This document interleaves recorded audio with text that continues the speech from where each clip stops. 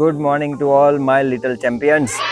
મને હજુ પણ મારા ઉનાળાના વેકેશનના દિવસો યાદ. તમારું પણ વેકેશન ચાલુ થઈ ગયું છે એટલે તમારા પણ જલસાના દિવસો ચાલુ. ભાઈબંધો સાથે મજા કરો, મોજ કરો, મસ્તી કરો. અને ઉનાળામાં કેરી ખાવાની મજા તો કંઈ અલગ જ હોય. ઉનાળાના વેકેશનનો ટાઈમ એકદમ પ્રોપર ટાઈમ છે કે જો તમારા બાળકને પેશાબની ચામડીના રિલેટેડ કંઈ પણ નાનો મોટો પ્રોબ્લેમ હોય તો તમે તીર્થમ સર્જિકલ હોસ્પિટલનો એટલીસ્ટ કોન્ટેક્ટ કરો અને ત્યાં જઈને તમારી પ્રોબ્લેમ રિલેટેડ સાયન્ટિફિક અને પ્રોપર માહિતી મેળવી લો. અને જેમ દરેક પિતાને એની દીકરી વહાલી હોય છે એમ બધી જ મમ્મીઓને એમના દીકરાઓ લાડકવાયા હોય છે. તો આવી દરેક જાગૃત મમ્મીઓને ખાસ જણાવવાનું કે તમે લોકો યુટ્યુબ અને ઇન્સ્ટાગ્રામ તો જોતા જ હોવ છો, તો તીર્થમ સર્જિકલ હોસ્પિટલની યુટ્યુબ ચેનલ પણ અવેલેબલ છે અને ઇન્સ્ટાગ્રામ અકાઉન્ટ પણ છે.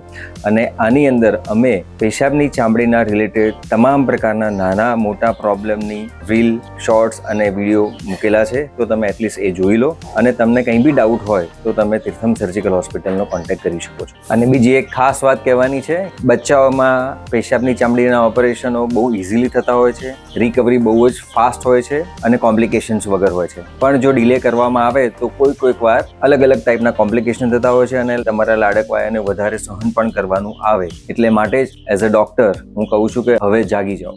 અને દરેક પેરેન્ટ્સ માટે એક ખુશ ખબર છે કે પેશાબની ચામડીના પ્રોબ્લેમનું ઓપરેશન કે જેને સર્કમસિઝન અથવા સુન્નત કહેવામાં આવે છે એની લેટેસ્ટ ટેકનિક પણ આવી ગઈ છે. આપણી તીર્થમ સર્જિકલ હોસ્પિટલમાં સ્ટેપલરનું ઓપરેશન મોડિફાઈડ 6S ટેકનિકથી થાય છે કે જે આખું ઓપરેશન માત્ર 1.5 થી 2 મિનિટમાં પૂરું થઈ જાય છે. તથા ઓપરેશન પછી ડ્રેસિંગની જરૂર નથી પડતી, ઓલમોસ્ટ પેઇનલેસ સર્જરી છે, સિંગલ બ્લડનું ડ્રોપ પણ એમાં વેસ્ટ નથી થતું અને એની રિકવરી પણ ખૂબ જ ફાસ્ટ હોય છે. તો તમે તમારા લાડકવાયાને મેગીની જેમ માત્ર 2 જ મિનિટમાં જીવનભરનું આરોગ્ય આપી શકો છો. માટે જ કહું છું કે હોસ્પિટલનો ફેરો તમારા હોટલના ફેરા કરતાં કદાચ વધારે લાભદાયક હશે. તો જરૂરથી તીર્થમ સર્જિકલ હોસ્પિટલ આવો. Thank you very much.